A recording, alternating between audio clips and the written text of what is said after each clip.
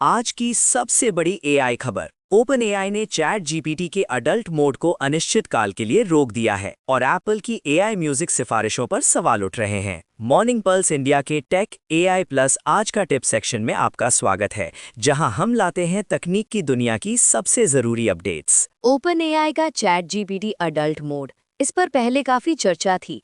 Alex, आखिर open AI ने ये प्रोजेक्ट क्यों छोड़ दिया? हाल ही में ओपन एआई ने कई साइड प्रोजेक्ट्स को बंद किया है। चैट जीपीटी का अडल्ट मोड भी इन्हीं में से एक है, जिसे कंपनी ने अब पूरी तरह से शेल्फ कर दिया है। क्या इसकी वजह सिर्फ टेक्निकल थी या कोई और कारण भी सामने आया? रिपोर्ट्स के मुताबिक ओपन एआई को इस फीचर को लेकर अपने एम्प्लॉयज और इन्वेस्टर्स से आलोचना झेलनी पड़ी। उनके लिए सेक्सुअलाइज्ड एआई कंटेंट के संभावित नुकसान बड़ी चिंता का विषय बने। यानी कंपनी अब अपने कोर प्रोडक्ट्स पर फोकस करना चाहती है, न कि ऐसे साइड प्रोजेक्ट्स पर जो विवाद पैदा करें। बिल्कुल, और ये कदम कंपनी की ब्रांड इमेज और यूजर ट्रस्ट के लिए भी जरूरी था।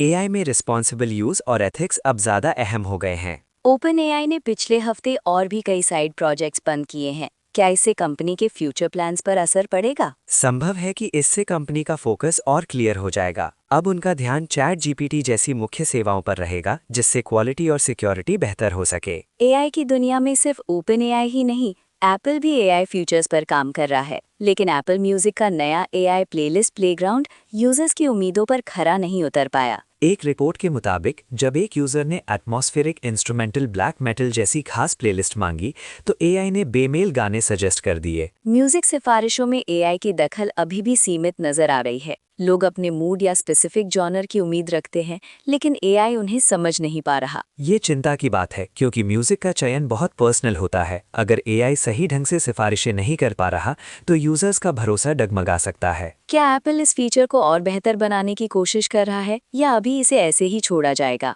कंपनी ने अभी तक इस पर कोई आधिकारिक बयान नहीं दिया है, लेकिन उम्मीद है कि फीडबैक के आधार पर सुधार किए जाएंगे। एआई म्यूजिक प्लेलिस्ट की नाकामी और ओपन एआई के विवादित मोड की वापसी, दोनों ही एग्जाम्पल बताते हैं कि यूजर की जरूरत और सुरक्षा सबसे ऊपर है। अब बात गूगल की। गूगल ने अपने AI search assistant search live को 200 से ज्यादा देशों और दर्जनों भाषाओं में लॉन्च कर दिया है। इसका मतलब अब यूजर्स वॉइस और कैमरा की मदद से लाइव सर्च कर सकते हैं, वो भी अपनी पसंदीदा भाषा में। बिल्कुल, और ये कदम खासकर उन यूजर्स के लिए फायदेमंद है जो इंग्लिश में सहज नहीं है। एआई सर्च अब ज्यादा लोगों के लिए उपलब्ध हो गया है। भारत जैसे देशों में जहां भाषा विविधता बहुत ज्यादा है, वहां ये फीचर डिजिटल समावेशन को नई दिशा दे सकता है। साथ ही गूगल का ये विस्तार एआई सर्च को वैश्विक स्तर पर मजबूत करता है और लोकल यूजर्स को भी सशक्त बनाता है। अब बात करते हैं एप्पल के सिरी की।